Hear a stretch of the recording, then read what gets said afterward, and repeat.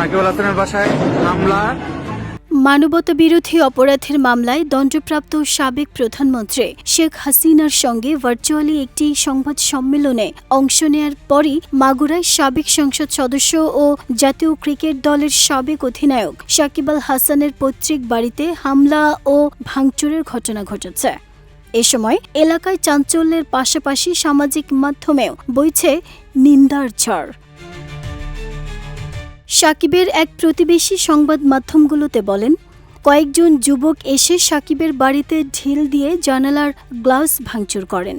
পরপর কয়েকটি বোমা বিস্ফোরণের শব্দ পাওয়া যায়। পরে বাড়ির লোহার গেটের ওপরের অংশে পেট্রোল ঢেলে আগুন দেয়া হয়। এ সময় সাকিবের পরিবারের লোকজন ওই বাড়িতে ছিল না। তিনি আরও বলেন, বাড়িটির নিরাপত্তা ব্যবস্থা কঠোর। ওই যুবকরা গেট ভেঙে ভেতরে ঢোকার চেষ্টা করেছিল, কিন্তু ভাঙতে পারেনি। 5 অগাস্টের পর থেকে ওই বাড়িতে শুধু একজন তত্ত্বাবধায়ক আছেন। হামলার পর যুবকরা দৌড়ে পালিয়ে যায়। এদিকে ঘটনাটি প্রকাশ্যে আসতেই সামাজিক মাধ্যমে চলছে তীব্র সমালোচনা। কেউ হামলার নিন্দা জানিয়ে ব্যক্তিগত সম্পত্তির নিরাপত্তা নিশ্চিত করার দাবি তুলেছেন।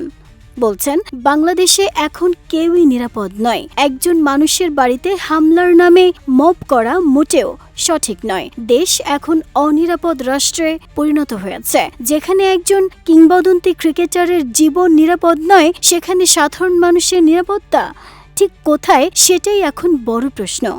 মব কালচার বন্ধ হওয়া উচিত। আবার কেউ সাকিবের রাজনৈতিক অবস্থান নিয়েও নেতিবাচক সমালোচনাও করছেন।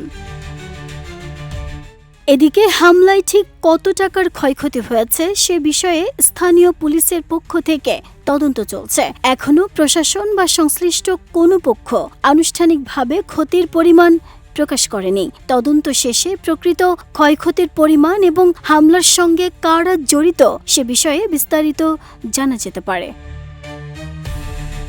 নাহিদা, স্মৃতি, দেশ রূপান্তর।